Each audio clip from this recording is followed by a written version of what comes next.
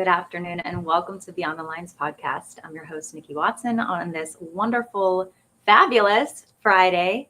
Welcome, welcome. We're doing something new today. We're streaming to X.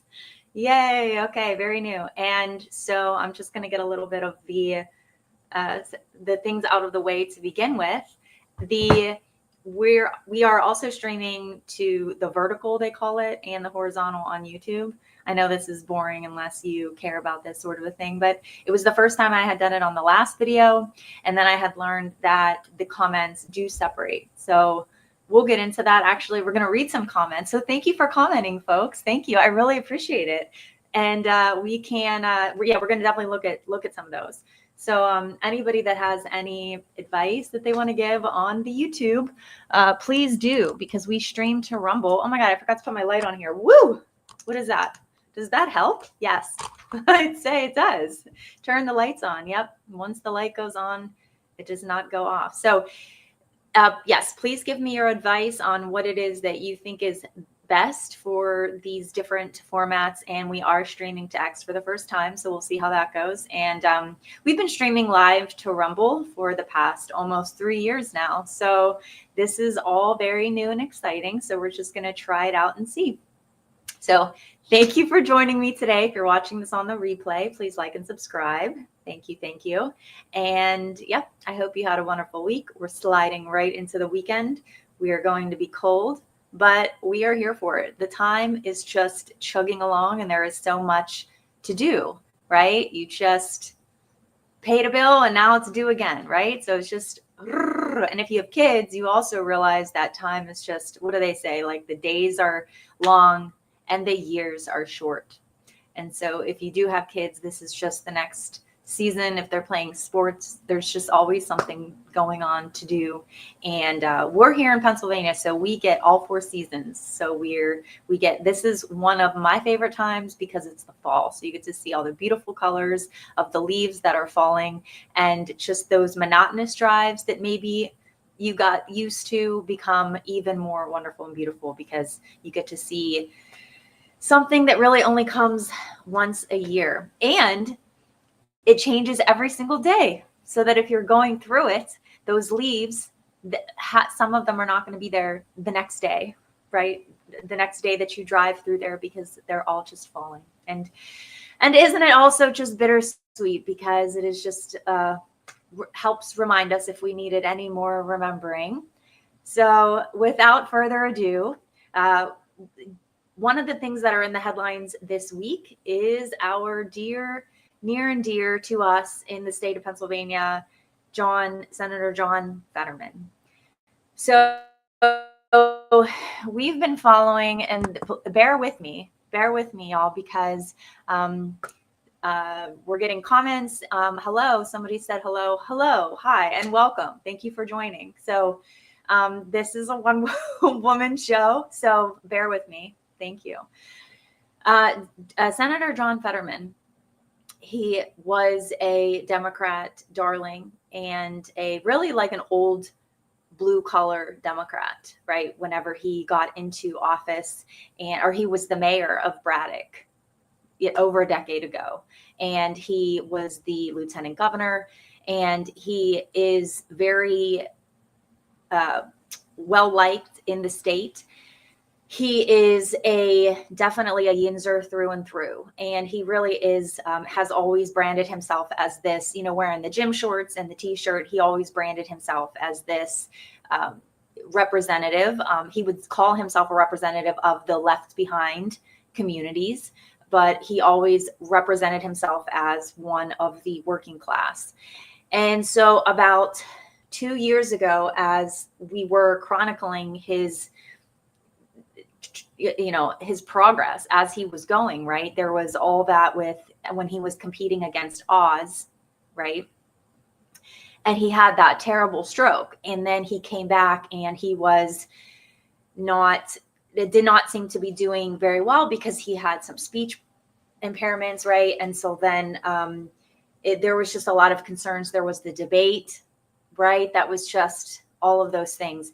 And so there was a lot of concern about the election that he won, there was a lot of concerns about whether he was going to be able to do the job or not. So as we were moving through all of that and just watching his health do what it was doing, and he was doing sort of,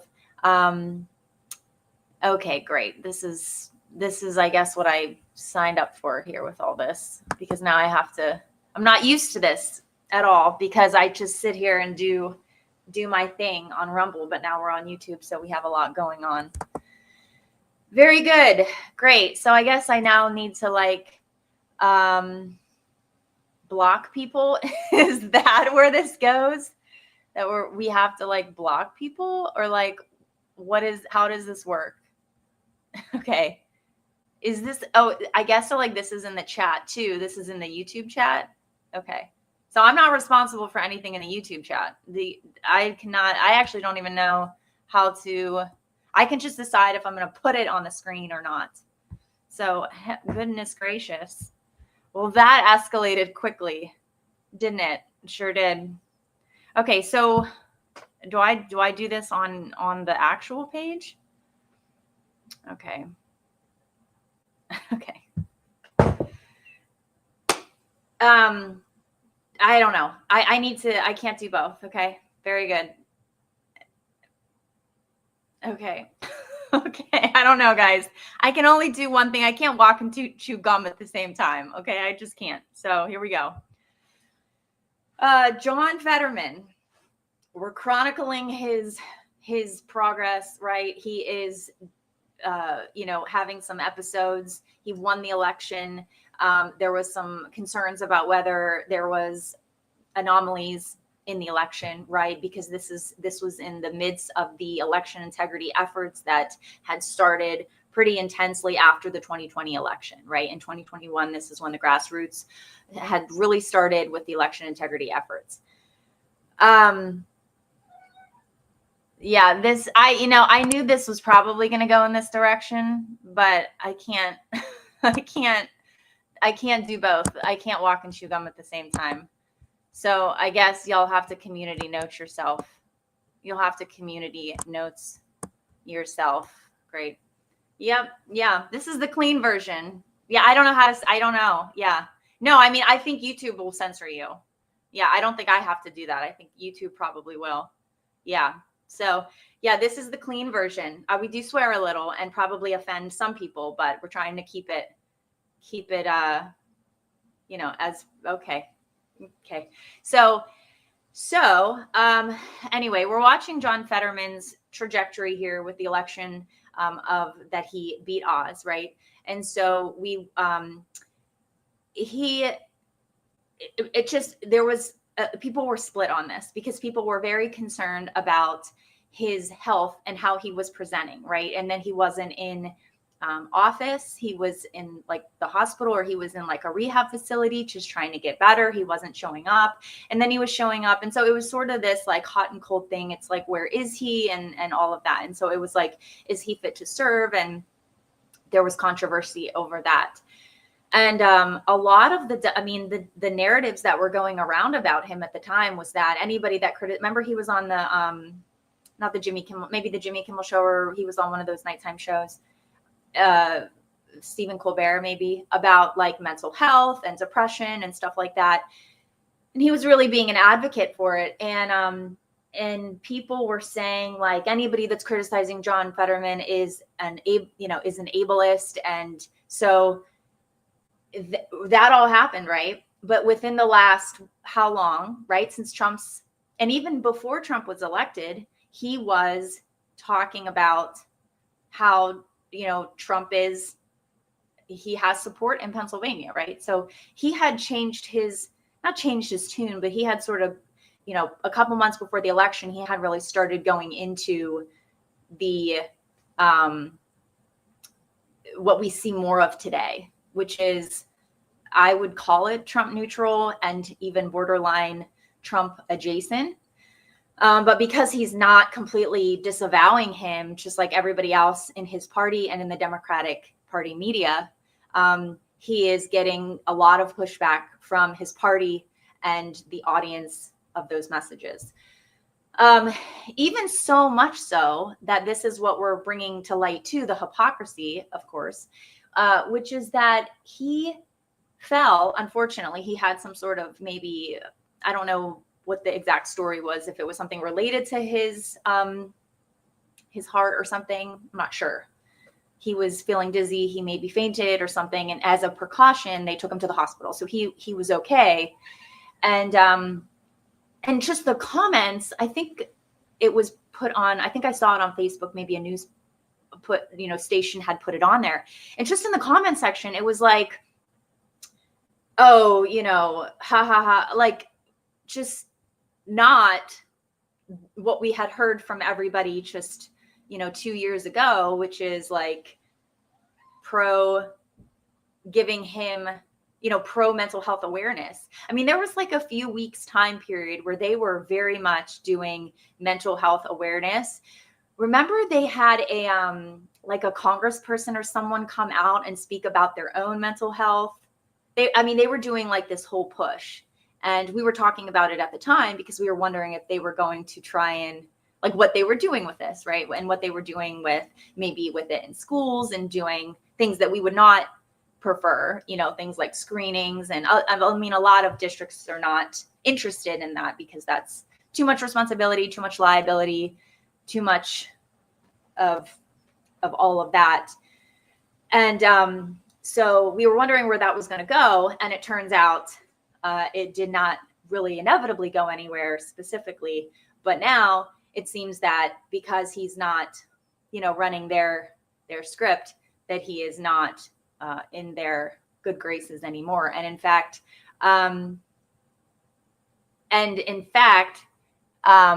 okay, here's what we're going to do. We're going to finish this segment and then we're going to take the trash out.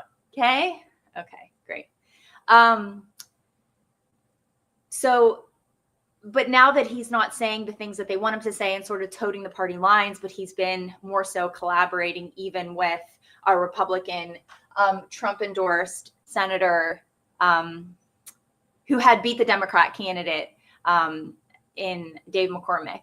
He's been partnering with him on like media and policies and such. So it's been positive from that respect because I think it's a good testament to what we have said for probably the past few years now, after we were sort of recognizing this, is that because he is that like old blue collar Democrat, he aligns more with MAGA policies and economic populism than he does with where the Democratic Party went. And I think that he had to wrestle with this. And you could tell that and just based again on if you know him, I don't know him personally, but if you know of his brand and sort of the things that he was always speaking about and where he came from and that sort of a thing, like it would make far more sense for him to be on the MAGA side of things. So we sort of speculated this. We sort of predicted that, like, oh, wow, wouldn't it, like, what would John Fetterman do if he was given permission to be MAGA or be able to participate in a pro-Trump or a Trump neutral position? And so we are going to watch a video that he did with Katie Couric that is becoming popular and making its rounds. So we're going to play some music as I take the trash out. Okay, or at least try to. We'll see.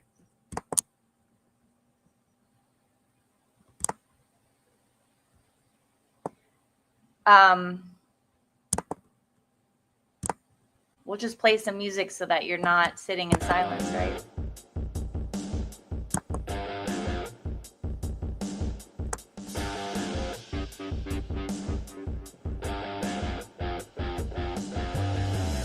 Okay.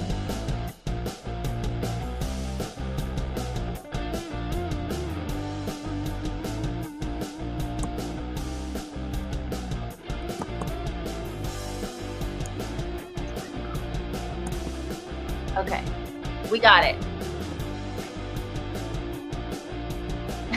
Okay. Sorry, dude. You can't make You cannot be a, yeah, you can't be a pervert in the comment section. I don't think, like, I'm pretty sure that that's not what we're doing here. So, like, I appreciate the engagement on one hand, you know what I mean? But you definitely cannot,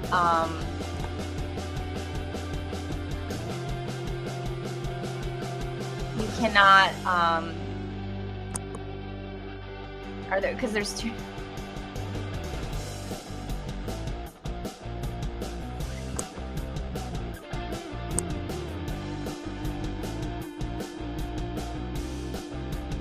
Okay, I mean, are these showing up on, like, because that's not what this, because that's a different show, you know, for you.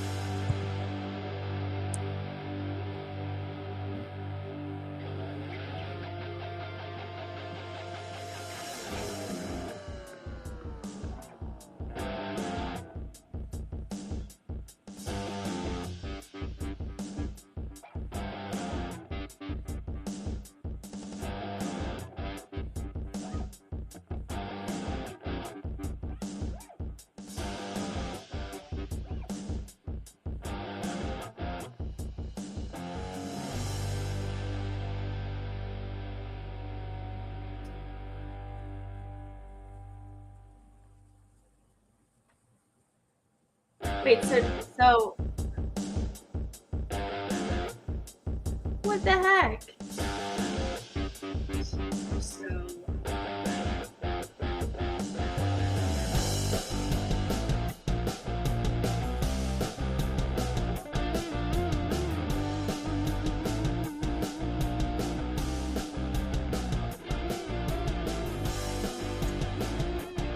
All right, well,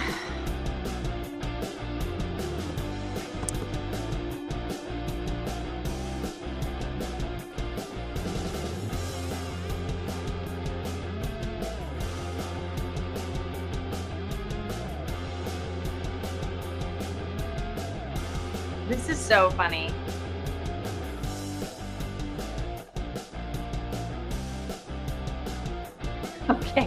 Okay. So we got it. Jeez.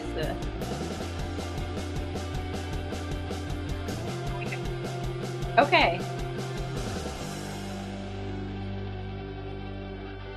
Good work, everyone.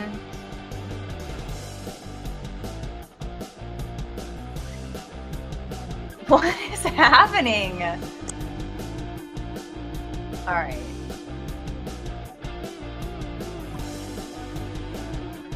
Sorry, guys. What are you saying? What are you saying? What does that even mean? What does that even mean? Okay. The next dirty comment, I'm deleting, okay? I'm deleting you and you're banned. You're being banned, okay? The next dirty comment, I'm deleting you and I'm banning you, okay? Just don't say anything. Don't say anything. Yep, you're good. Just don't say anything. You're fine. Because we have to get to some topics today, and I cannot get to these topics if I'm babysitting. You see what I mean? It doesn't work that way. Okay, I'm just going to. Okay. So now we're going to screen share.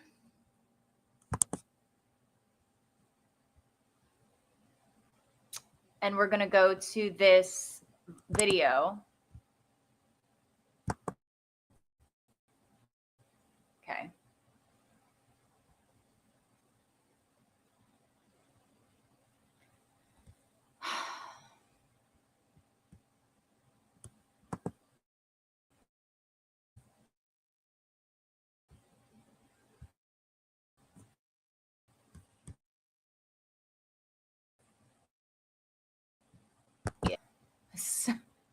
Somebody wrote, and we're going to go over this, but somebody wrote in the comments, too much clickety clackety for me. And I thought, that's a good point. I agree. It's too much clickety clackety for me too. But what do you want to do? How do you want to screen share? How do you screen share without the clickety clackety? You know what I mean? Okay.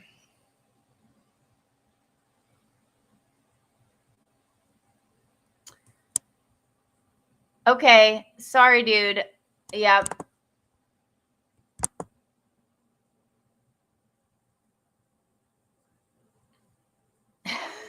Okay. I don't know what that means, but yeah.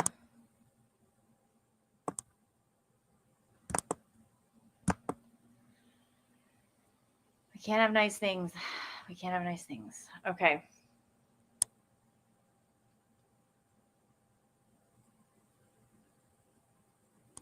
Okay, here is the video that now we're entering into the segment that we call, Why Are They Like This?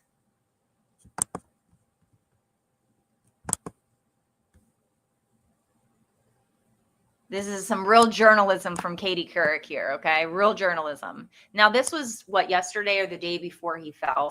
Do you think that flags should have been flown at half staff? Do you think his body should have been flown on Air Force Two? Hold on, she's talking about Charlie Kirk, obviously, right? Because if you read the thing, but here you go. Do you think that flags should have been flown at half staff? Do you think his body should have been flown on Air Force Two? Do you think he should have posthumously be given the Presidential Medal of Freedom? I think some people felt that that was perhaps over the top in terms. I'm sorry. Yeah, I wanted to let this go, but we're going to have to stop it, right? Do you know what is actually over the top, Ms. Couric? Do you, like, she's positing this whole thing, like, do you think that all of these things are over the top? You know what's actually over the top? Was him being was Charlie Kirk being publicly assassinated in front of the entire world, right on their phones. Kids of all ages just getting it right on their phones. Him being one of the most influential figures, not even just from a Christian perspective, from a political perspective, right? And all the work that he had been doing with Turning Point, right? So this wasn't just some random person, right? Not to say anything about life, whatever, not even saying that. Saying, if you take it in the context of which it was and is, don't you think maybe that's fucking over the top? Instead of trying to present it in this, what? Terms of mourning someone like Charlie Kirk. How did you feel about that? I mean, I don't know what sort of twitch you have going on either, Katie. Maybe it's a medical condition, or maybe it's just, I don't want to judge because I have sort of little quirks and tics myself, you know, just because we're all human and we live in the world. But maybe it was your body's way of telling you that this is bullshit and full of shit question and presentation. Did you want Fetterman to what? Take this side that you're doing? What did you expect Fetterman? That's a good question. What did you expect Fetterman to say? And let's hear what he actually said. I'd say that was his choice and his prerogative, and that was really entirely up to him. Did you have any issues now in hindsight over some of the things that Charlie Kirk said and some of the rhetoric? Dude, you're talking to John Fetterman, right? Like, what are you guys talking about? This is where the left has gone so far. This is the so-called left, okay? Because this isn't the old left. This is this new neo-left, okay? This liberalism thing that is not represented. Like, you are policing speech. You are going against all of the things that you have claimed to represent over the last however many years. And you're literally talking to the man himself, okay, who represents the left behind community, okay? And he's a proponent of free speech and letting people, like, he's not, this is so ironic. He used during his life? I didn't agree with much of it. I didn't closely follow his specific kinds of views, Give a fuck, like, but he didn't. I did. I'm sure you learned about them after his death, though. Do you think that? Oh my God, she's so fucking patronizing. I'm sure you learned about him, though, right? Right. Ugh, God. Felt that was perhaps mourning someone like Charlie Kirk. Also mourning someone like him. Like, why? You know what I mean? Like, why do you think that you have a say over how people mourn, what people mourn? He was such an impactful person that affected people. But and this is where we went into it in one of the last shows, is that I'm not sure if you're not being intellectually honest, and you're also not being just in general honest about the impact that Charlie Kirk had, the influence, and the range of his audience. Even people that didn't really follow him, like, knew of him, and even people that weren't political had seen his videos, right? I mean, even people that agreed with his stance on, for example, abortion. Like, he really did successful debates when it came to the abortion issue. And I think people resonated with him on maybe just one of those things. And they really didn't even recognize that he was involved in something called Turning Point. You know, like, people just knew him as this more so actually Christian. Actually, people saw him as this character. Like, yes, he was representing the Republican Party in a way, right? But they didn't realize that he was doing, like, election integrity efforts, or even get out the vote efforts, or registrations. They didn't realize that political component. They were really seeing, like, the old videos of him and Candace Owens, or like him debating college students a lot of the time about the abortion issue. And he was doing it from a Christian biblical perspective. So, just to completely dismiss that and act like, he was your enemy because he supported Donald Trump, and you want to call him all these names and such. And then to just assume that John Fetterman had, like, some sort of intimate understanding of Charlie Kirk and his work in the world, right? And then when he gives you an answer, then to, like, like. How did you feel about that? I'd say that was his choice and his prerogative, and that was really entirely up to him. Did you have any issues now in hindsight over some of the things that Charlie Kirk said and some of the rhetoric he used during his life? I didn't agree with much of it. I didn't. You want to, dance, step on the grave and speak of the deceased in a way. We really need you to speak negatively about the deceased right now, okay? Because we set this whole thing up. We're talking about how he's getting he posthumously got the Medal of Freedom. He got he had the Vice President, J.D. Vance, come out, and he rode on Air Force One with his grieving wife. And this is just such an example of how people have such different experiences, and they're so dismissive of an entire population, just as they're dismissive of Trump's mandate and how he won both the Electoral College and the popular vote, that they're so dismissive of the actual amount of voter support that he got, but also just being so dismissive of the impact, again, on not just a political level for Charlie Kirk. So they really need you, John. They really need you to jam this in so that they can continue to prove their point, do their narrative, and make a mockery. closely followed his specific kinds of views, but I did. I'm sure you learned about them after his death, though. No, I haven't done a deep dive on it. You know, I described, I mean, we've all seen that terrible video. Yeah, Perhaps no. if you've seen the actual video, Yes. I have. Yeah. And it's like appalling. And that's part of the political violence.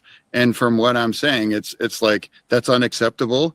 And engaging in a debate and views I strongly disagree on, that's part of the American democracy. And for me, it's, that would never justify what's happened.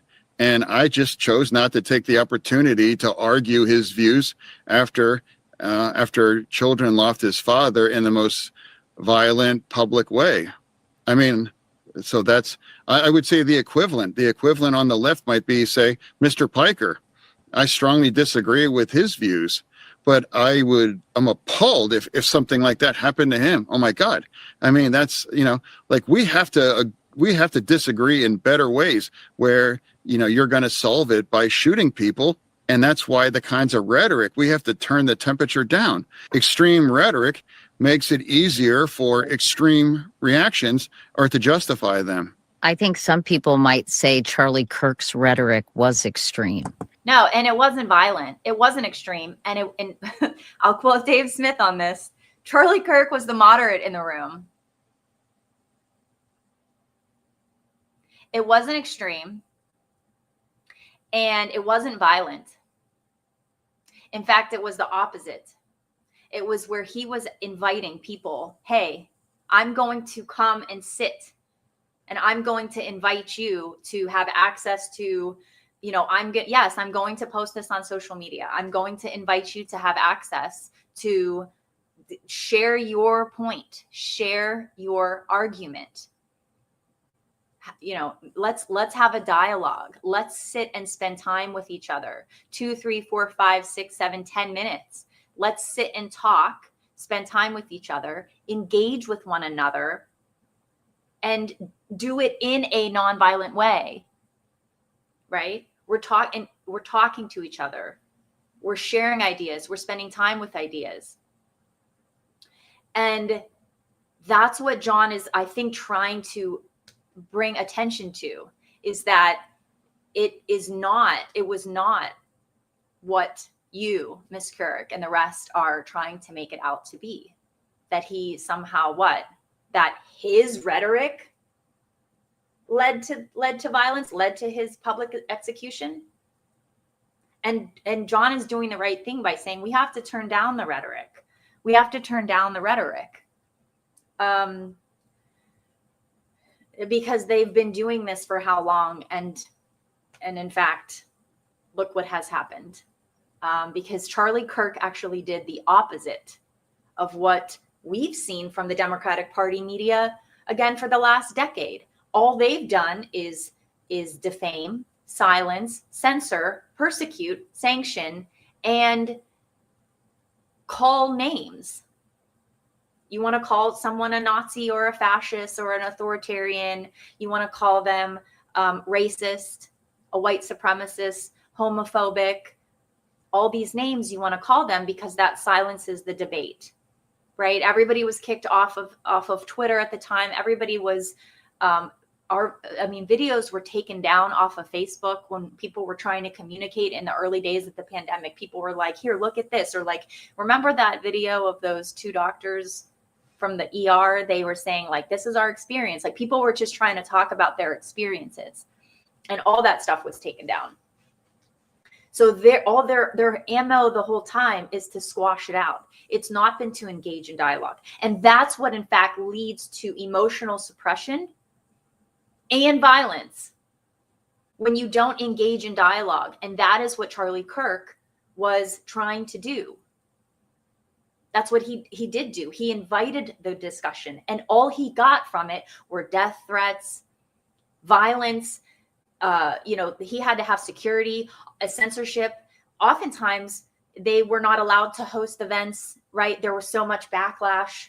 And that's the people that were screaming the loudest, because other groups on maybe these campuses, they wanted him to come, right? So this is how they deal with it. And even in this example, of Katie Couric talking to John Fetterman, she's not actually listening to what he's saying. She's still trying to censor his and police his speech. You see? That's what she's not trying to actually have a dialogue. She's actually trying to not give him the generosity of actually inviting somebody on your show and interviewing them and asking them a genuine question, and being generous with your follow-up question, really listening to where he's coming from and represent him as a guest on your show, right? She's not trying to do that. She's trying to set up her serve, which is what it's just, you get it. You know, I think that's the conversation that happened. Not the conversation. People condemned political violence, but they also felt a great deal of discomfort with his language. Okay. Feeling discomfort with somebody's point of view that you don't agree with is not the responsibility of the person that is saying it, and it's not the responsibility of everybody else. Right? The coddle generation is that we have to say things in a certain way so we don't offend anybody, and we have to do it like this, and we have to say this because we don't want to offend anybody. But yet nobody cared, again, about Charlie Kirk being offended. Nobody cared about people with a non-liberal perspective being offended. Nobody cared when, they shut schools down and made kids wear masks and fired people from their jobs because they wouldn't take the jab. Nobody worried about offending people in this regard. Nobody worried about, you're not worried about offending people who mourned the death of Charlie Kirk. You're not worried about offending an entire, the majority of Americans. You're not worried about offending those people. But yet we're supposed to spend time really thinking about people that were uncomfortable with the things that Charlie Kirk was saying. You see, he had no calls to violence. He had no rhetoric that justifies, violence or what happened to him. Just as we would all want that for ourselves. We would all want that grace for ourselves. So it's not adding up. And we have how much more of this clip, because we'll see how John rounds this out. You see, they're trying to, and they're still doing it. That's what's so crazy about this, is that this interview just posted a couple days ago. Like, they're still trying to prove this point and make this case. They're not done squeezing it out yet. They're not done shaming everybody for mourning someone that they disagreed with, but also that made them feel so uncomfortable. Check out one of the last shows that we did called Why Are They Like This? And we go into, with the wine mom at the No Kings protest, and she talks about this too. And just this, how dysfunctional and, just how dysfunctional this is. I'll just leave it at that to be nice. It's suggesting that these kinds of words lead to violence. No. I don't. Oh, but you can call Trump Hitler, right? You can call Tucker Carlson a Nazi. You can, the Democratic Party media is allowed to call all the names and all the labels that they want, right? But but when the roles are reversed, now they're going to. Oh no, I'm just kind of sharing my observation. Yeah, because it's not going anywhere, Katie. Your observation isn't going anywhere. So you're spewing it all out, and you're hoping. Look at poor John. Look at his face right here. Look at John. You're hoping that John's gonna pick up your garbage of a mess. That you're just blah. You're trying to justify a perspective and a narrative that cannot be justified, because you guys have lost the plot. So we're going to just go back a little bit. I'm sorry I interrupted. I just had to get that off my chest. Lead to violence. I don't know. I'm just kind of sharing my observations as I saw the conversations unfold. Yeah, I agree. I mean, I think we agree that we probably didn't agree with much of what he said. Wait, dude, how is it that John basically took over this interview and is now basically running, channeling her? Like, yeah, Katie, it sounds like we do agree on these things. It sounds like we both sort of have an opinion on the things that Charlie Kirk said, and we agree that there's no room for political violence. You know, it's like he's doing interference for her, and basically because she's dumping all her marbles out in the hallway. And I think I'm sure we both agree that you shouldn't shoot people, you know, and you shouldn't execute them in public. And that's, I think that's two things must be true. That free speech, I'm an absolute free speech guy, and you have the right to say these things, and you definitely also have the right not to get shot by sharing your views. Oh, that's it. They couldn't go back to it. Okay.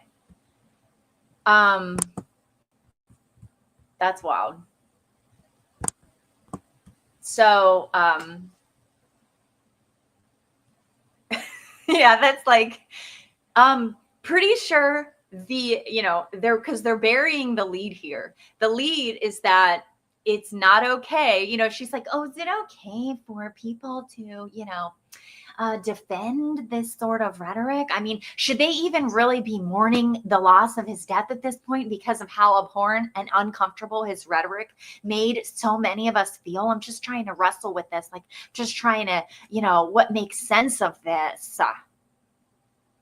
And John has to be the reasonable one in the room. And he has to say, yeah, no, I think we would both agree. But I think, Katie, the main point is that it's not okay to fucking publicly assassinate someone. It's not okay to murder somebody, shoot someone.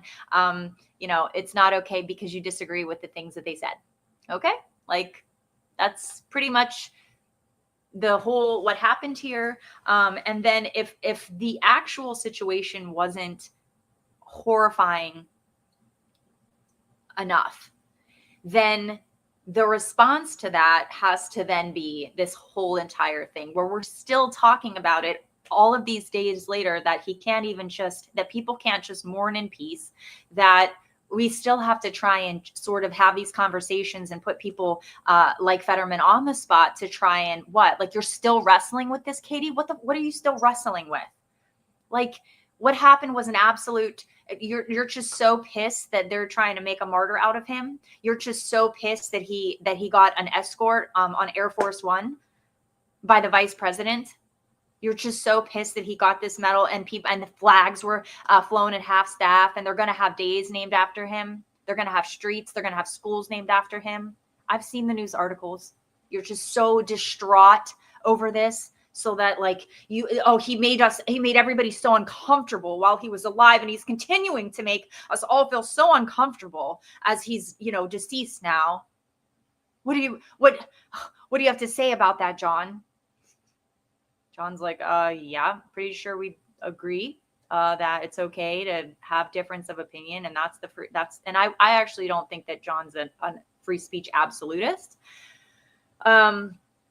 But isn't like so the Democrat Party took LGBTQ plus under their wing, right?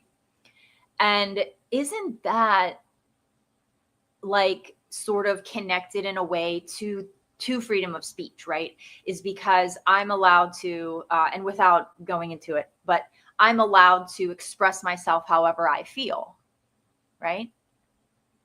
Even though it offends someone, right? And then they started putting it in schools and teaching it to young children and making other children conform to this, we did not agree to, there was no prior social contract for this.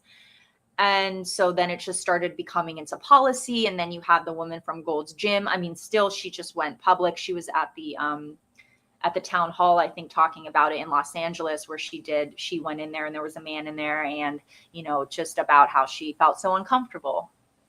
Right. And she was pretty pissed about it. And then she got let go from the gym because I guess she because of the scene, maybe the scene she created. I don't know. She was very upset about it. And so that is about the children. Okay, all of that marketing and stuff, what really upsets people and gets people fired up and gets even the LGBT community amped up is, and even those that are trans and even those that have detransitioned, is the marketing and targeting of children. Okay, so this isn't really about adult, and even, I mean, but even then, you can't criminalize using wrong pronouns. You can't do that. You can't force that upon people. You see what I'm saying? So isn't that crazy though? Isn't it crazy? Not crazy. I watch too much of Richardson. I know I'm picking up on her mannerisms. If you know, you know. So, but isn't it interesting to think about how much the targeting of children and even forcing adults to use pronouns in corporate settings, in public settings, you know, the parades and stuff, you know, making people feel uncomfortable because they are not comfortable with it being exposed to children, this sort of sexual messaging, right? The genital mutilation of children, but how people have a problem with it for a number of reasons. Okay. A number of reasons. But you could also say that it makes people uncomfortable. Now, I wouldn't say that's the biggest reason. I wouldn't say it's just because of that. I would say it's mainly because of all of these other reasons. But I would also say that it does make people feel uncomfortable, right? That woman who, from the Gold's Gym story, she felt very uncomfortable, right? Men in women's spaces, it makes people feel unsafe and uncomfortable, right? And yet,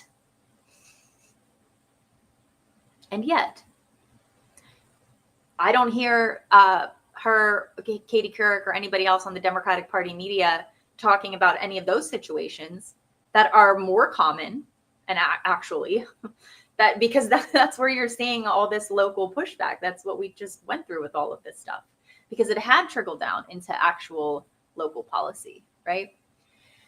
And so it's just interesting that she's trying to make this case of like, well, he said things that made people feel uncomfortable. Well, that's protected speech. Protected speech, it's okay if it makes you feel uncomfortable, right? And so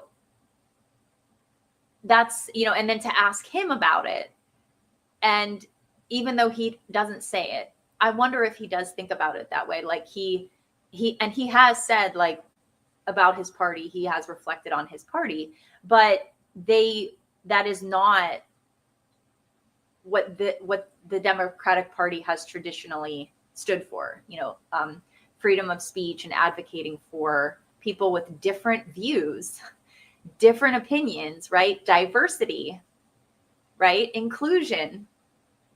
But doesn't that mean difference of, like, just what we look like, right? Not ideas. We can't have a difference of ideas.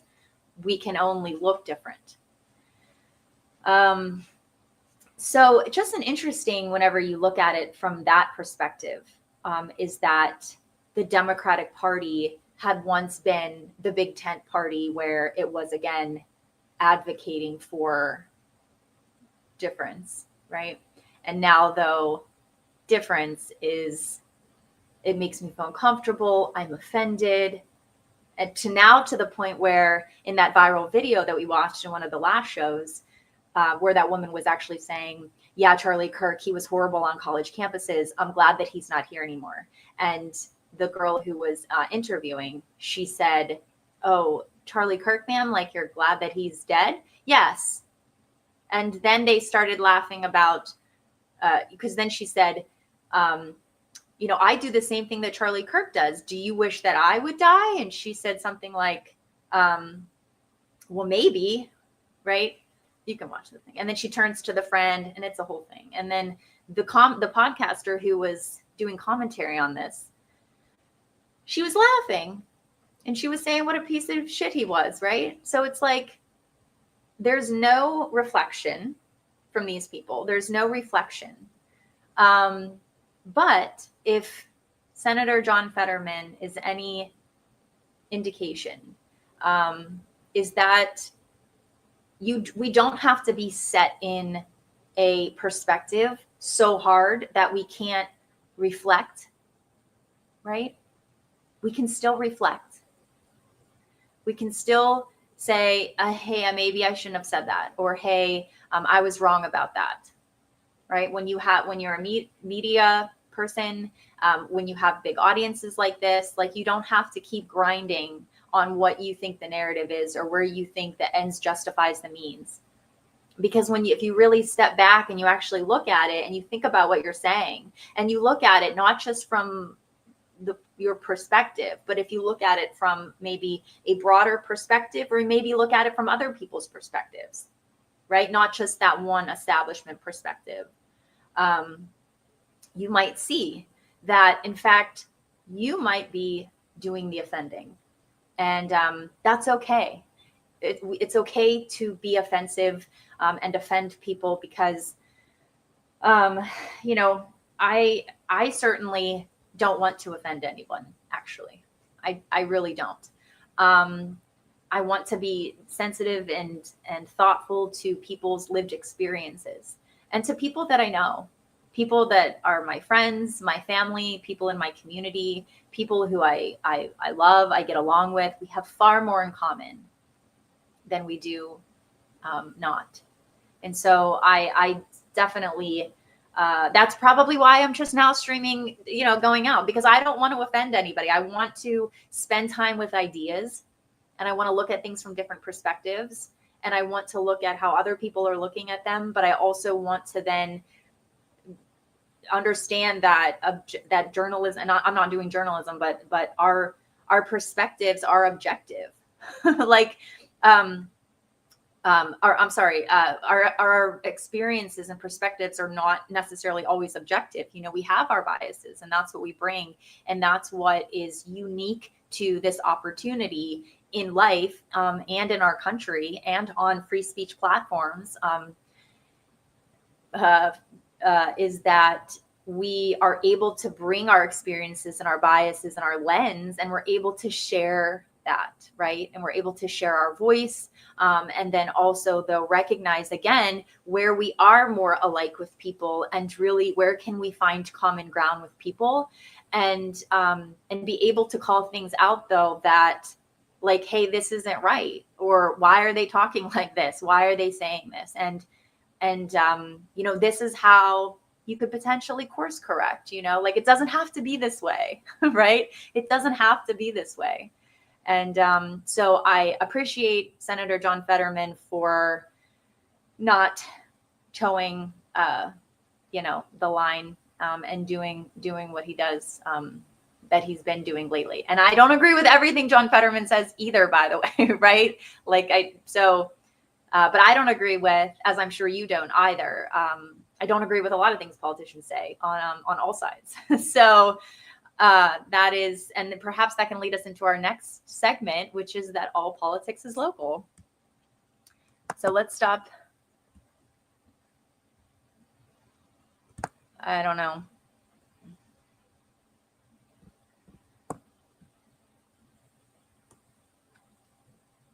Oh, great. Thank you. There you go. Great to be here live. Yay. Great. Thank you. So glad you're here.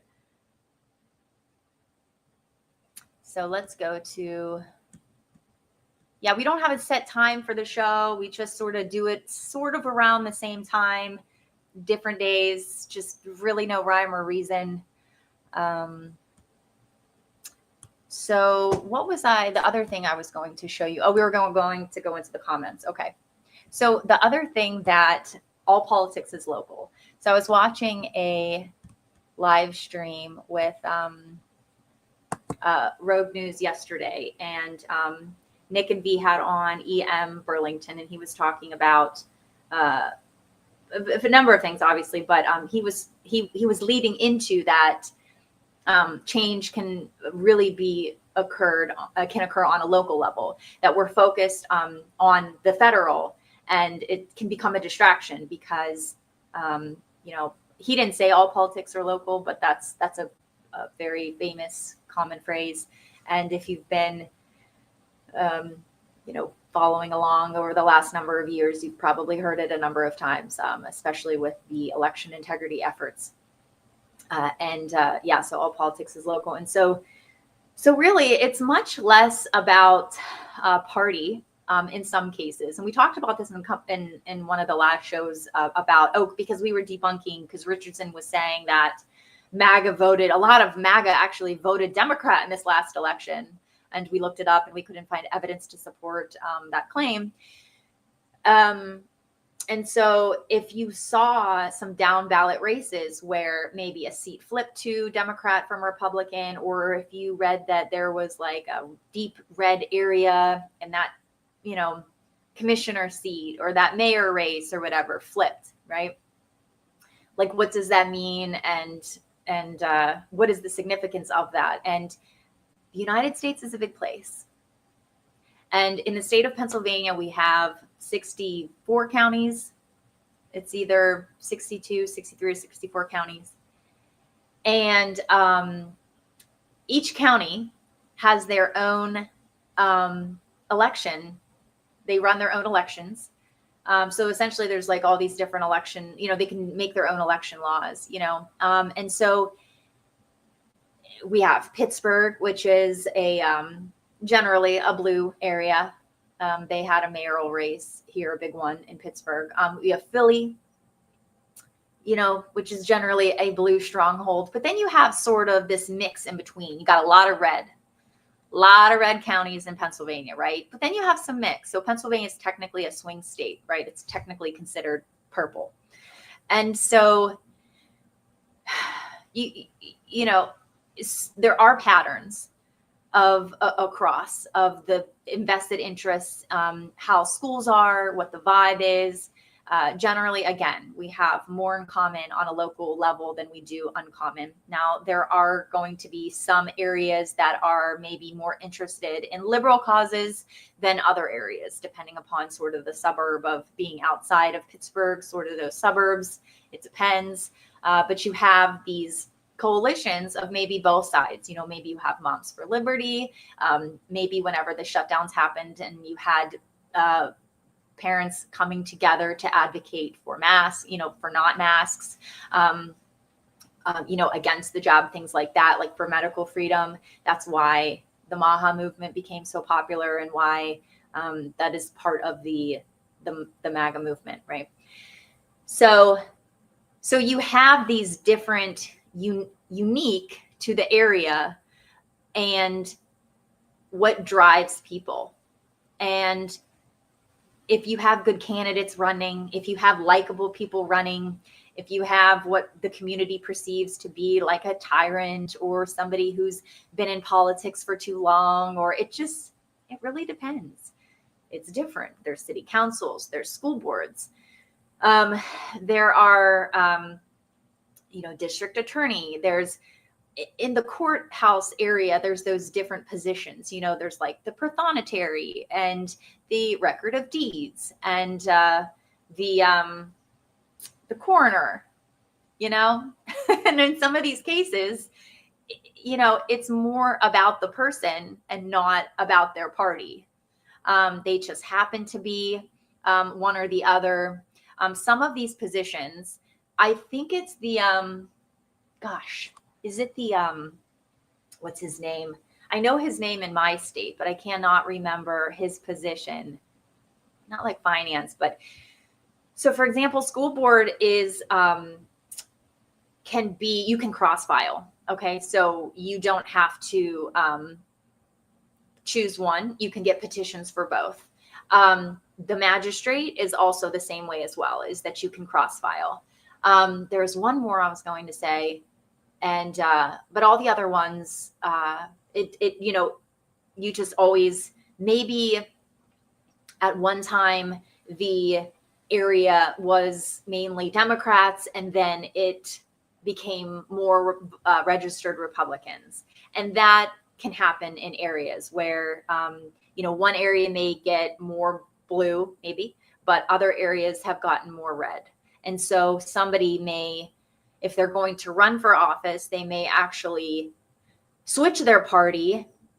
And you could have concerns about this. And we have seen them. We have seen them. The concerns about why there may be some ethical concerns about that, maybe about switching parties just to make sure that you get elected, right? On one hand, you could make the argument that it's more about the person, and people just vote how they vote. They vote for party. And I'm not saying that's even all the cases. That just might be like based, this area historically, when you're looking at the historical data, you're saying, historically this area, they vote this way, and this is how many people, and the statistics and the percentages and such. And really, when you're talking about voter turnout anyway, if you have a population you have a population and there's a number on that, what is the percentage of people in any given town that are registered to vote? Okay, I don't know that number. But then out of those registered voters, how many of them actually go to vote? Okay, that's the voter turnout thing. So that's what we talk about with like ballot chasing, or if you register someone to vote, then you have to then go ahead and make sure that they go out and vote. So that's all the strategies and all the things to get out the vote and all that. And so you could say for a primary, 30%, maybe 25% on the low end of registered voters actually come out and vote in the primary.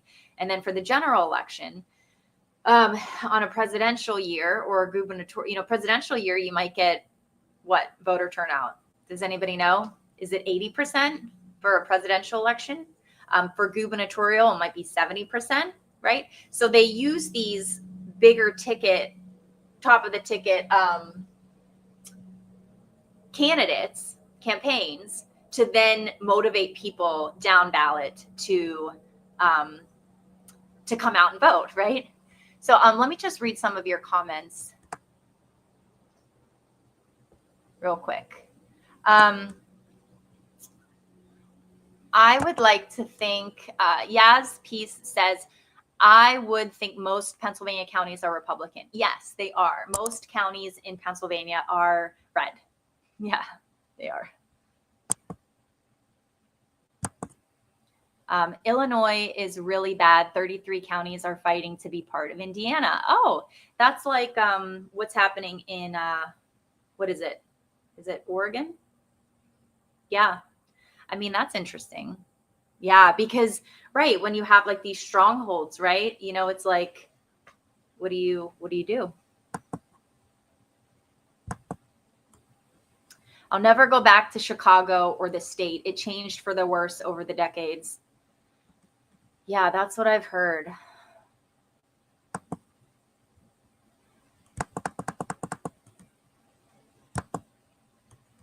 Eric says, Nikki, you made a remark in a previous live that made it seem like you were working on voting day. What was your job? So cool.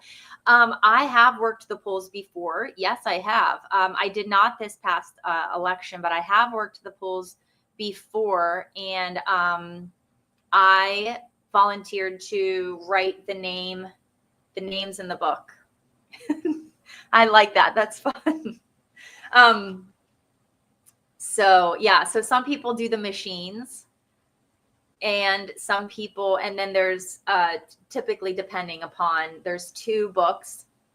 Here I am, like if you've been voting, but honestly, like I just didn't know any of this stuff before I really started paying attention. I mean, I have egg on my face because like so many of us that I just did not make voting a priority. I wasn't engaged. I had no idea. And I've learned so much. So when you go in to vote, typically from what I've seen, there's you go up to it's split the alphabet. So your last name, you go up there, you show them your ID if you have to show them, you sign your name, and then they keep a record of how many people voted, the number that you were. Like, I was the 400th person to vote.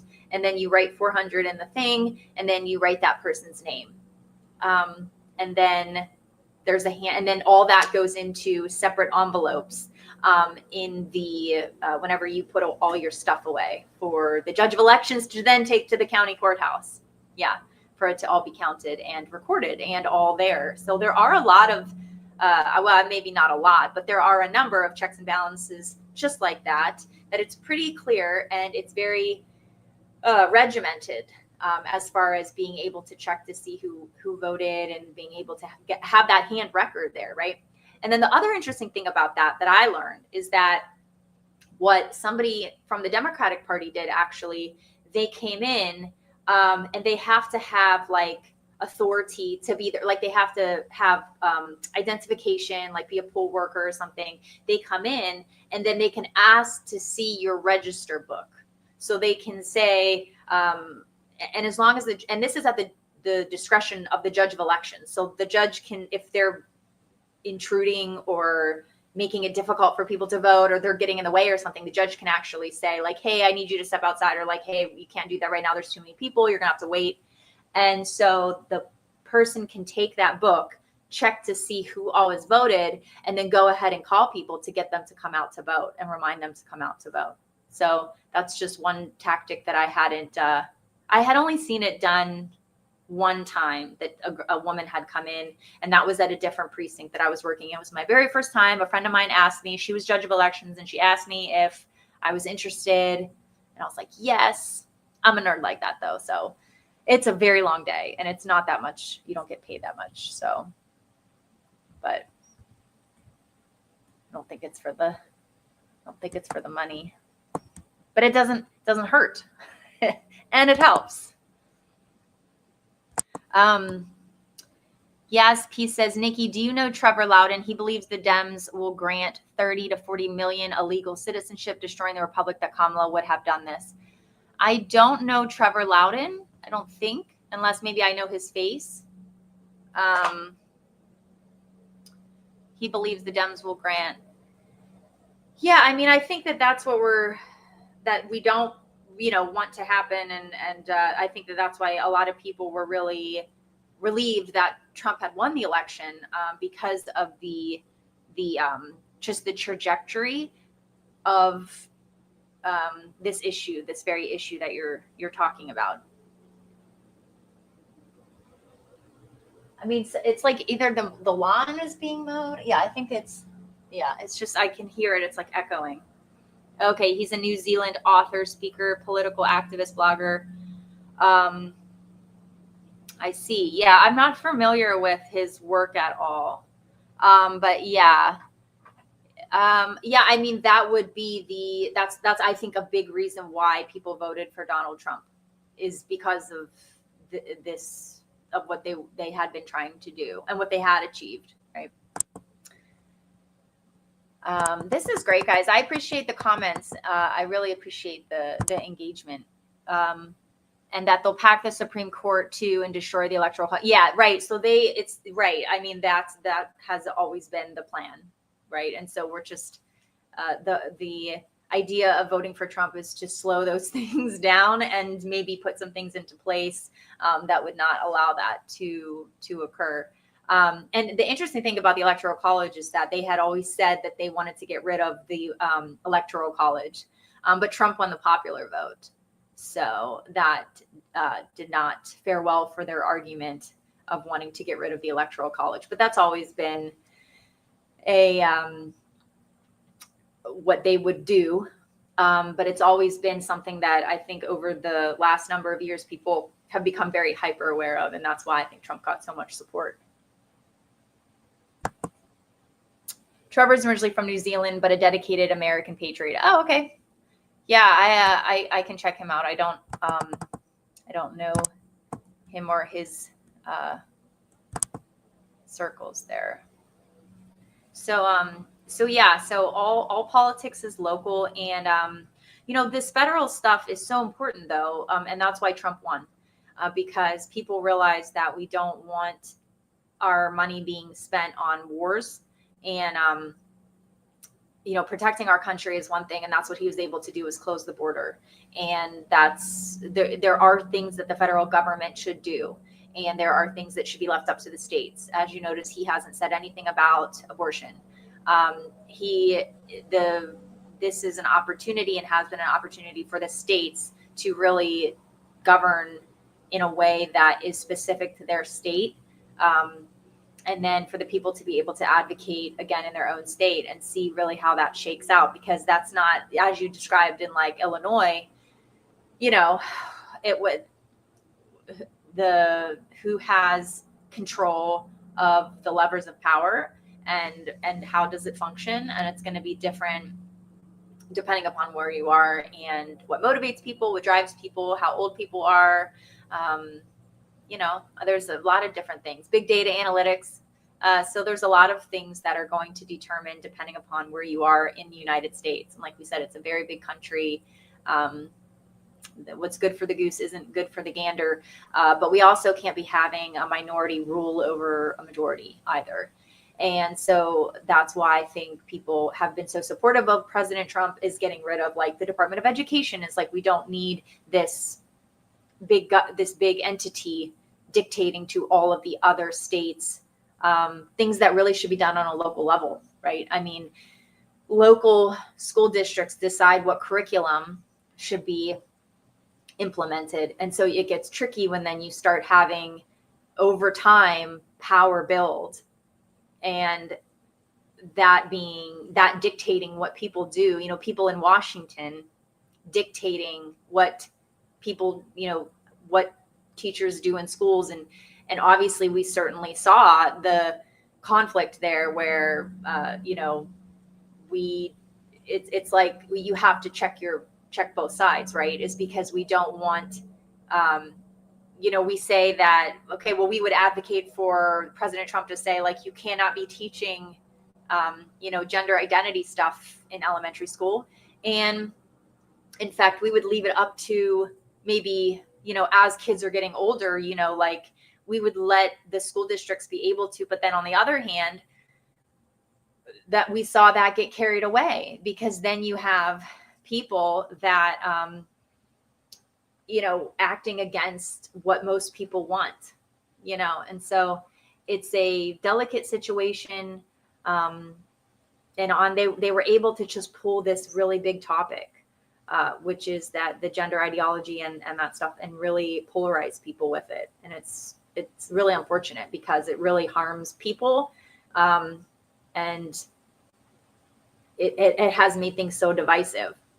And on a policy level, local areas should have the freedom to be able to govern and be able to implement policies that are in the best interest of their community. And then if you have people that are not acting in the best interest, that's when, what do? You hope that there's checks and balances there, but should it be the federal government? Should the federal government be dictating anything other than foreign policy, how to protect American citizens, how to keep Americans safe? I know safe is also like a loaded word, because we talk about like safe from crime, but they want to say, people want to say with the surveillance, say, all in the name of safety. So safety is actually an interesting word that has been used against us, against the population. You think of the health and safety plans. Who historically would disagree with, health and safety, but it can be used, to go against the sovereignty and the autonomy and the local control that people have, that citizens have, that entities have, to be able to govern with the consent of the governed, right? But we also then, to that point, we need people to be engaged in their local communities. We need people to engage locally in civics, because if people do not express their consent or non-consent, then the people that are making decisions and ruling don't don't take that into consideration necessarily. And wouldn't it be nice though, because people, it was generally meant to be this thing where people who have the time to volunteer for these things or to even work in government, they're supposed to serve the people. And you can say, like, people just want to live their lives. They want to work. They want to support their kids. They want to do sports with their kids. They want to go on vacations. They just want to live our lives and help our neighbors and just, yes, like have a good quality of living. But you shouldn't expect everybody to have to participate in governing structures. It's like there has to be that level of trust. And I think that that's what was brought to everybody's attention when they started closing schools and they started doing all this stuff, because we were like, oh, we thought that we just didn't have to, it's a republic if you can keep it. So we didn't realize that we had to,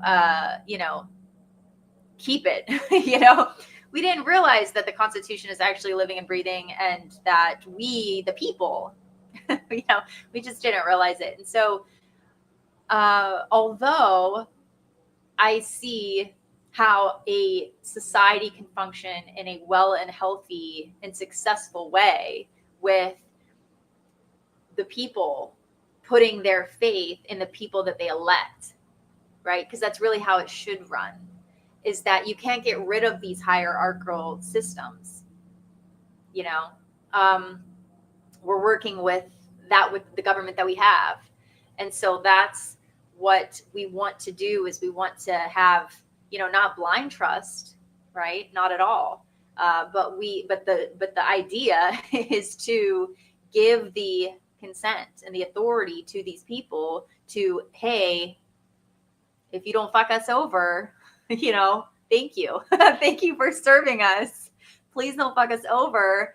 And we will, support you, right? It's this mutual exchange, this mutually beneficial exchange. And that's really, I think, what was brought to all of our attention of what can happen when we take our hands off the wheel. And hopefully, if everybody's being engaged and the fruits of everybody's labor, the fruits of everybody's labor on all the different levels of this whole thing, hopefully it does make things better, and it puts us in a better place where we do live, in a much more balanced economic way, a societal way, communitarian even. Yaz says, Illinois was pro-life before Roe. Yeah, exactly. We did a show, gosh, it's been about 2 years now, because it was whenever they overturned that. And that was about we were doing research on what was leading up to that decision, and how the courts now say that it could have been, and I'm not sure that's the right way to say it, the courts, but there was a paper that was done on analyzing the decision, and then what all had led up to it, and if it would have been done differently and allowed the states to really discuss it, and it could have just had it all shake out and not become such a polarizing, politically able to be used issue. So,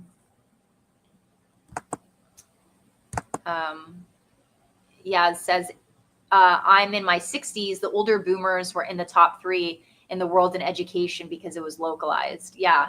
And a lot of people were homeschooling, but also, things were just a lot different. And and priorities have changed. I mean, that's the whole thing with the education system, because I'm such an advocate for education, because I understand that not everybody can homeschool. And it's like, these are all really all of our children, right? I mean, in the sense of like, I know that that's not what like the, because if you're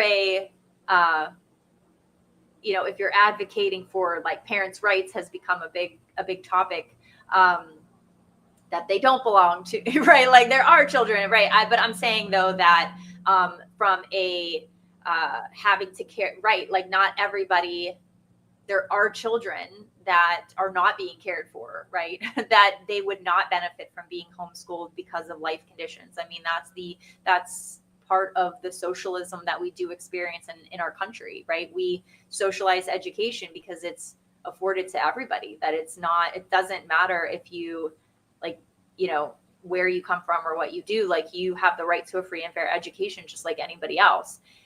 So that, I agree, it should be localized. I mean, we're at this point here where we just need to be giving power back to people that are actually doing the work and not having these bureaucratic panels making decisions about how, you know, teachers teach. And, you know, it's unfortunate because some people ruin it for everybody in the sense of, like, some districts are just not doing well. They don't have qualified teachers. They can't balance the budget. They're spending all this money on this other stuff. There's so much corruption. There's poverty. There's, you know, resources that are not being utilized or, like, over invested in. Then there's just not, organizationally, you don't have good quality people. Like, there's just so many reasons, aside from, like, the drug and divorce rates and, like I said, poverty and homelessness and all these different things that contribute to a society. And so not everybody comes from a home that is able to educate them, right? And so how did we get there? Unfortunately, and that's all systemic, right? Is sort of the breakdown of the family and, you know, even taking mom out of the home, or, like, just all the things that disrupted maybe how it did work and how it would be beneficial for parents to teach their kids, or how it would be effective and more easy, right? So now you're talking about, like, societal changes with family dynamics and trends and what the work career life was like and what motivated people, and you know, talking about the sociology of the communities at that time. So I love parents having the right, or I love parents homeschooling their kids. I have homeschooled before. And it's so important to keep that available and as a right to everybody. It's, like, extremely vital.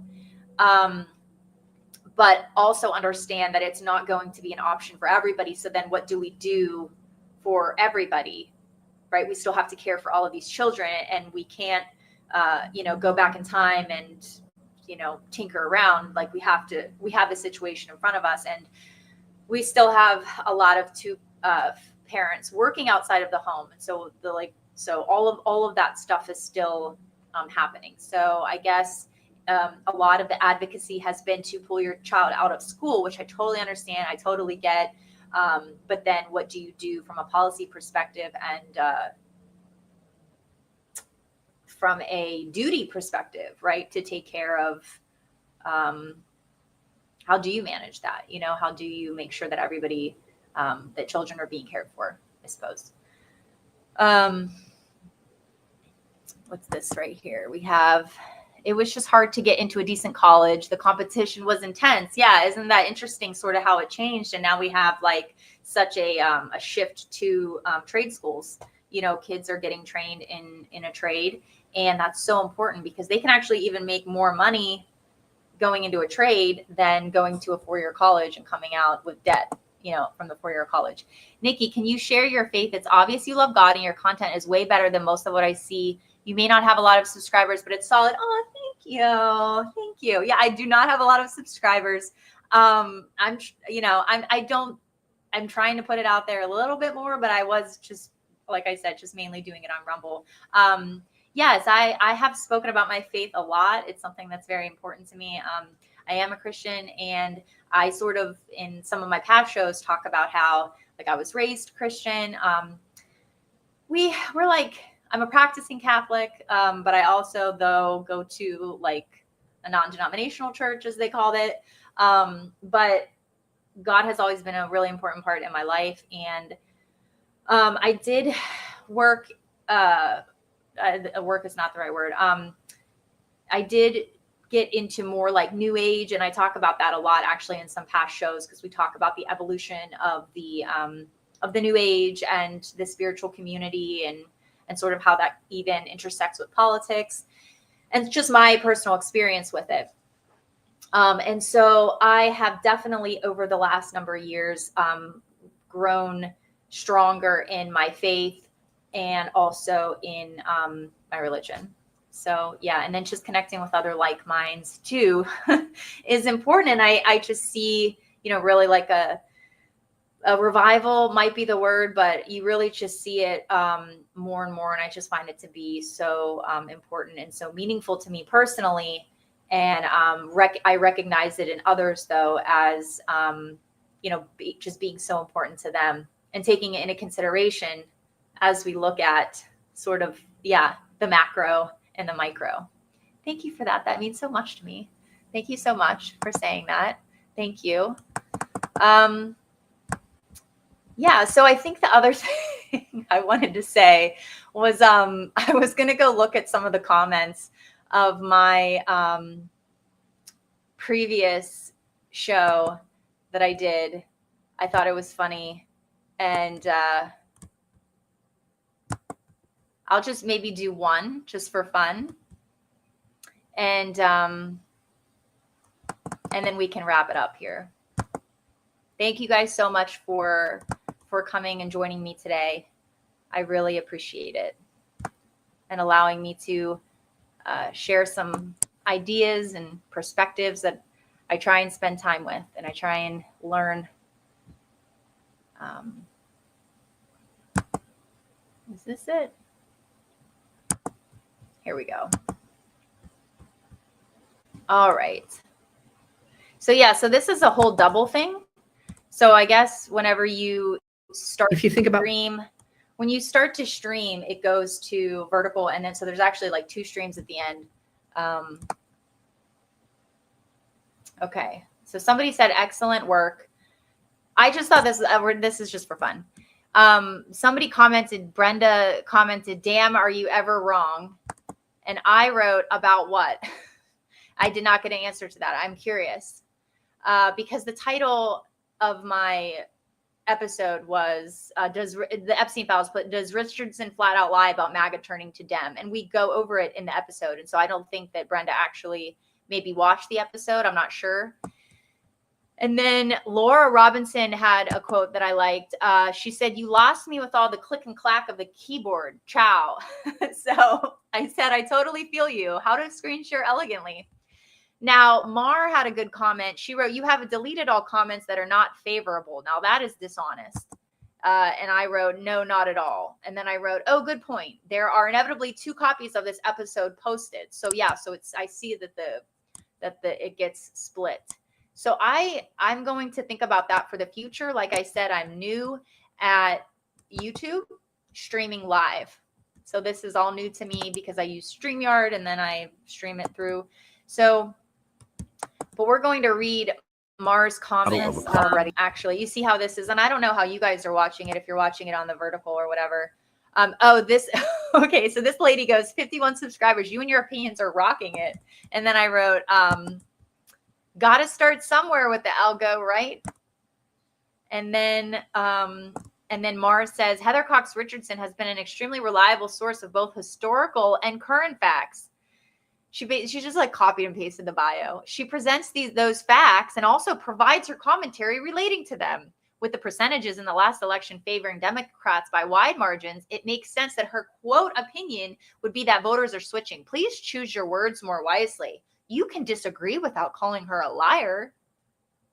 Yeah, so Mar, your comment is still there. And I did respond, and I did not call her a liar. I said, does Richardson flat out lie? So I posed it as a question. So I'm not calling her a liar. I'm posing the question of, does she flat out lie? So I didn't even say, is she a liar? I just said, does she lie? There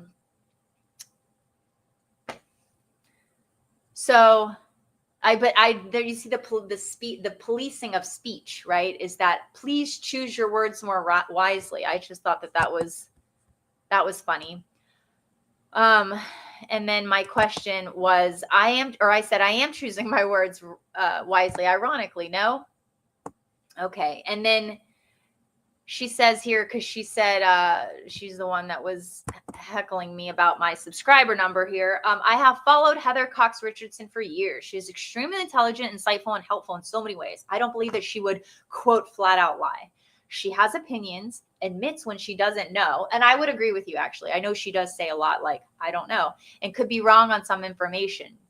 But that's for us to figure out, right? If she's wrong or not. But she sits as from this authority bias perspective because she presents herself as a historian. So what I have recommended to her in the past is separating if she's going to present herself, like present the historical record, her interpretation of the historical facts as a historian, and then do a political commentary separately. Put that hat on, because it gives the perception that when she makes connections that they are they're given more credibility because of her position of what she's saying. Does that make sense?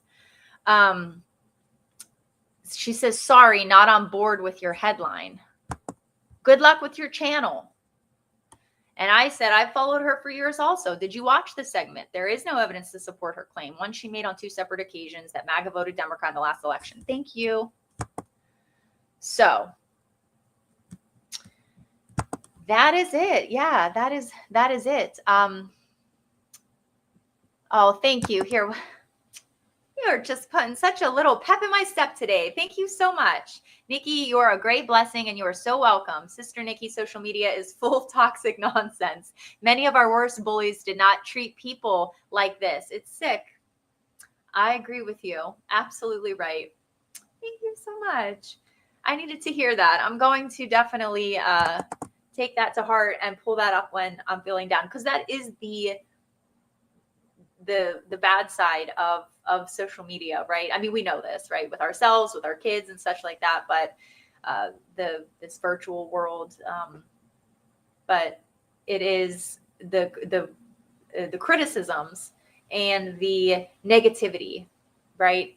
To not take it personally, but you just see so many people who are like just torn to shreds for so many different things. And you're like, how do they even, but they just get such thick skin. And I was like, I don't want to like do that, like I don't want to be part of like divisiveness. I want to like, research and craft my argument and then be allowed to sort of have my own thoughts and like put thoughts together, and then have, this syncretic, activity here, like putting these different pieces of information together and then maybe having ideas that I haven't seen or haven't read, or like asking other people, hey, like, what do you think about this? And just sort of going on this intellectual journey and witnessing all of these things that we're experiencing in the virtual simulacrum, but also in real life, and just sort of looking at all of this. So it's definitely got to take it with a grain of salt. And also too, from what I hear, I don't have any experience with it because like I said, I was on Rumble and I'm new to this. But even negative comments are engagement. So actually you're sort of benefiting the person even, but still, aside from that, the negativity and the toxicity, which I think too, and how many people are like also bots, right? We've done some research on this with Facebook, like the Facebook's bot problem. How many people are actually real people, versus, trolls and bots and spammers. But I think that what I'm hearing people say more, and I really appreciate that, is about the way that they present the rhetoric and like the way that they present things, and to recognize that when you do, I mean, I have a little platform, but I mean, people that have like big platforms, like our words matter, and the energy that we put out there matters. And and that's why it's so crazy, about Charlie Kirk. I keep saying crazy, but wild, I suppose. The thing about Charlie Kirk was that that's what he was doing with his discourse, and I would love to do that. And I just see so many people in real life and online taking a page out of the book and encouraging dialogue. And we're not going to be perfect. We're not going to get it right. We're going to offend people. We're going to like say things that maybe in a different time we would have said it differently, or like we do that all the time in our own lives. Like, you know, you say something to someone, you're like, oh, that was so awkward. Like, and then we overanalyze things that we said. We shouldn't have said that, or like not for any other reason except for your own sort of interpretation of how the interaction went or whatever, you know, like, and I think that that's like a joking meme of like us sort of quirky people that were like, you know, over analyzing the conversation that, you know, the other person didn't remember, but you're doing. I mean, so I think that that's a natural tendency to do. So stuff like that. But I think just engaging with ideas, and then us or I looking at the origin of ideas, right? And source information, and just this origin of ideas, and like, where did ideas come from, and the trends of them, and then sort of the history and the trajectory of how they evolved and how people have evolved. And it's so hard to say because we weren't there in the past. So we only have what we have now. We only have really like our empirical evidence to support that which we're trying to piece together and make sense of the world. So we're on this little box and we're looking at all this information, but then we have our real life to live. And so it's I guess about just, spending time with ideas and understanding where people are coming from. Like, I may not agree with that thing that you posted or said, but if I can learn more about the origin of that idea, right, I can have a better sense of why you're being presented with it, what a possible intention or outcome might be, a variety of them, how that is intended to affect you or have you in turn express it, right? That neuro-linguistic programming of how people, a big criticism that we've seen is that people don't even understand their own ideas. Is that they're saying things and then they can't explain it. And I think that that's why people were really so frustrated too with Charlie Kirk, is because he understood his own ideas. And you may not have agreed with him, but he was very well spoken and presented them in a way that regular people could understand. And isn't that interesting too? Because it's one thing to have a bunch of ideas, but if you can't explain it to regular people for them to understand it and make their own connections, then maybe what good is it? Or how can we help people with ideas if they don't resonate with them, you know? And can it be done? Obviously, we want to think so, and we do experience it in a positive way. You know, we see so much rhetoric that is fear-based and negative, and you know, disinformation, misinformation, deceptive language, and with an energy of disdain, resentment, passive aggressiveness, right? So it's not just what people are saying; it's where you can just tell. You can feel where they're coming from. So on one hand, you know, it's fun to sort of nitpick and joke, and we do that. You know, we did that with Katie Couric earlier, sort of call people out and say, you know, this is like, why are they like this? You know, why are you like this? Like, why are you framing it this way? Why are you presenting this way? Why you have the ick? But I think, and that, right, there's a place for that. But I do see a little bit more, especially with Marjorie Taylor Greene coming on The View, you know, and especially us in real life, like things that people would say right on a computer in a comment section, they would never say to somebody's face. That's the whole thing about it, is that they would never say that to somebody's face. And again, with Charlie Kirk, he did say it to people's faces. So he actually did go out and say this really like uncomfortable thing, especially when like the LGBT and trans, that whenever that was becoming much more prominent.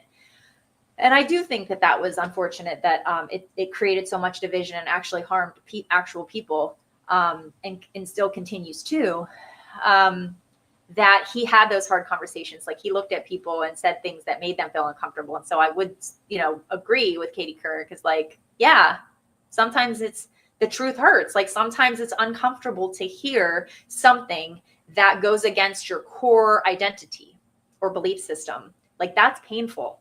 That's uncomfortable. Like that's though, like our inner work, like that's therapy, right? Like that's the, shadow work, like, and, to talk about like the spiritual community and the spiritual, information and such. It's like, we were told this whole time to like sit in being uncomfortable, like Brene Brown's, a lot of her work is about like going into the uncomfortable, sitting with the uncomfortable.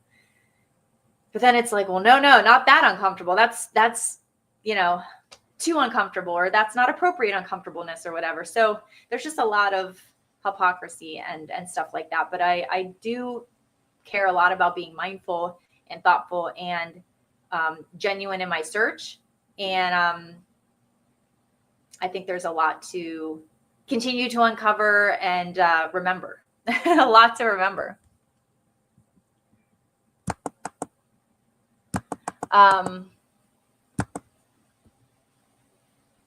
Let's see here. He grew up in my Arlington. Nice rebuttal. You got to be tough to some degree. It helps us pass any harder tests that are ahead. Oh, that's a really good point. Hold on. I'll hide this one and then show this one. Yeah, I agree with you. Nice rebuttal. You got to be tough to some degree. It helps us pass any harder tests that are ahead. Yeah, so I think that that's true. I have been adminning a channel for a few years now, I guess. And it has helped me. It has helped me to sort of like get past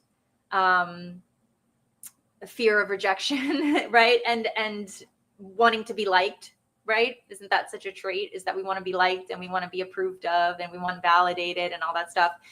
But as an admin, you have to have, the tough call. I mean, you can't, this isn't a free speech platform. Like you can't, these are the rules of engagement. And, if you can't follow them, this is, then you're not allowed to be here, so, or you'll be banned or whatever. Like that's the whole thing.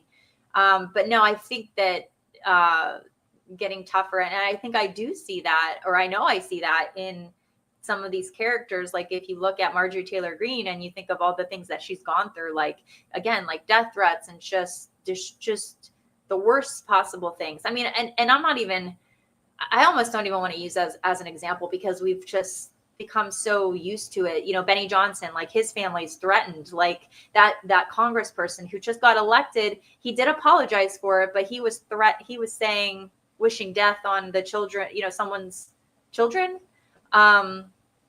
or wishing death. How did he say it? Like he was, yeah, like he just said something extremely gruesome and something that you wouldn't say,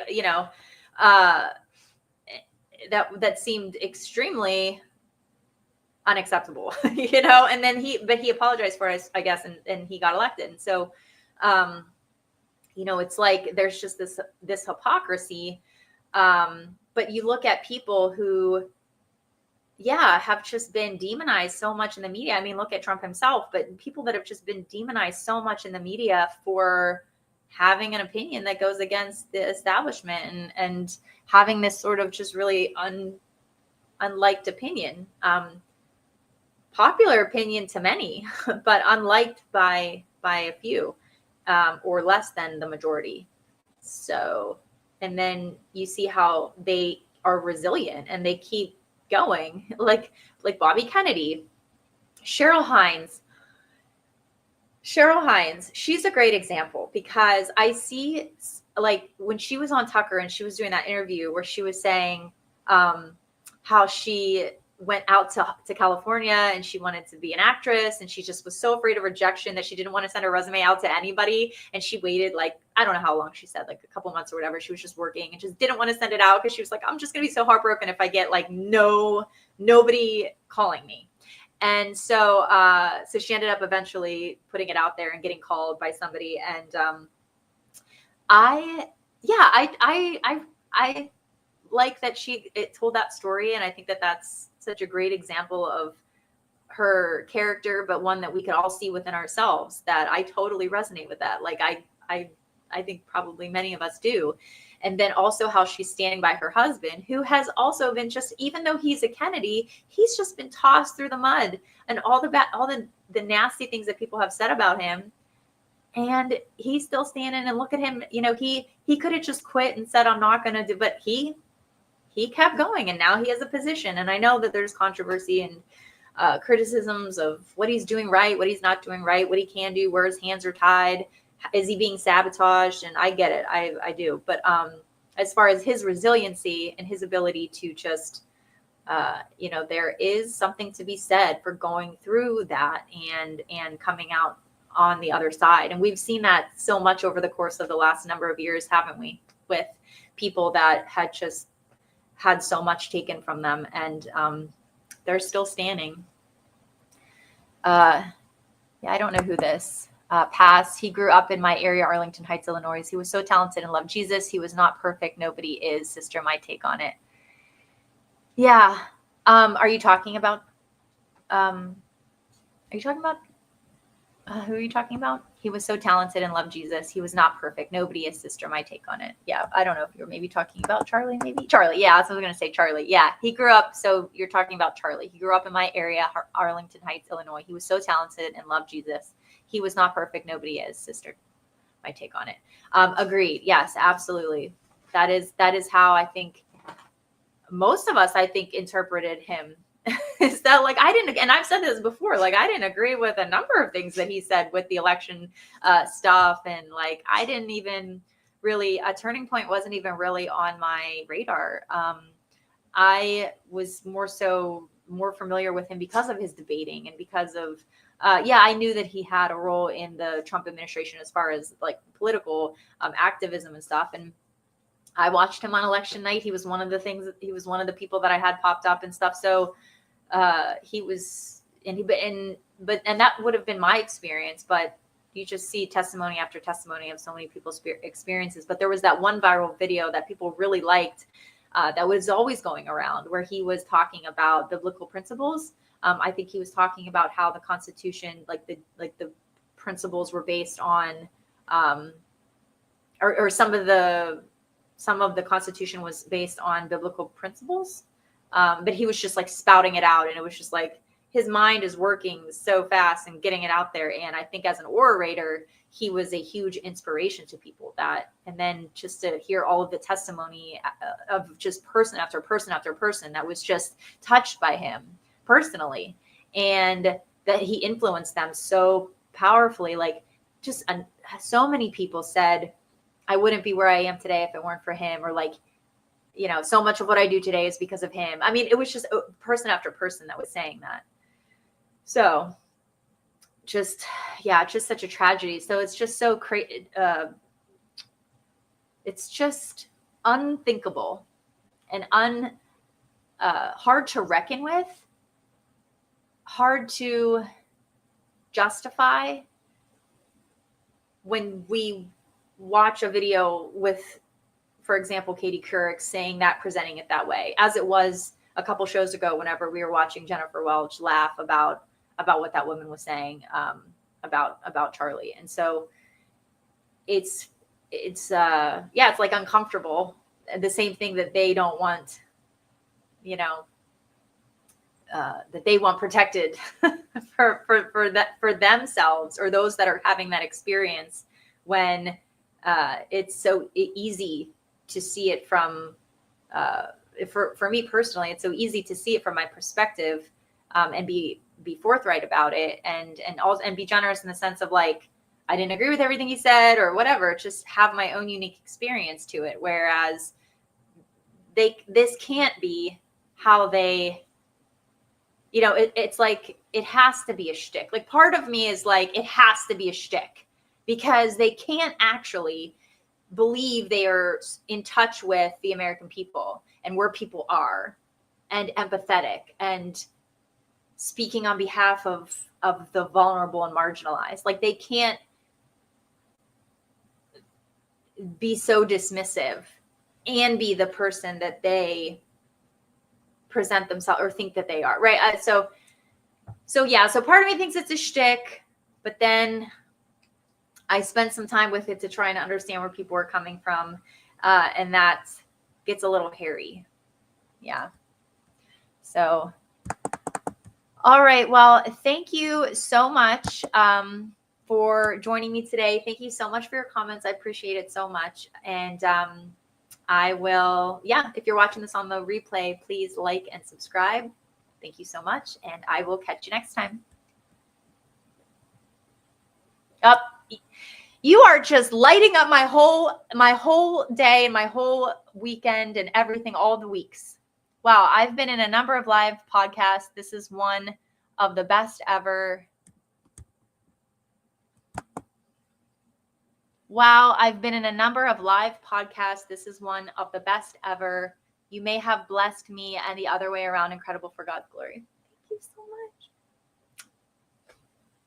Girl, this has been wonderful. Thank you so much.